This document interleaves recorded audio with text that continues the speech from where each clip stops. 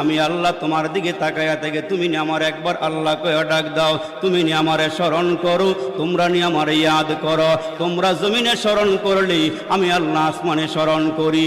আর তোমাদেরকে আমি আল্লাহ এত ভালোবাসি রে বান্দা, ওই নাসিতানি যাকারতুকা, তোমরা যদি কাজের ফাঁকে আমারে ভুলিয়াও যাও, সংসারের মায়ায় পড়িয়া তোমরা যদি আমারে ভুলিয়া যাও, ওই মাওলা ডাক দিয়া কয় তোমরা আমারে ভুলিয়া গেলে আমি আল্লাহ তোমাদেরকে ভুলি না।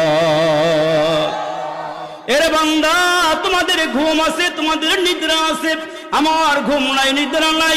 লা তাখুযুহু সিনাতু ওয়ালা নাউম,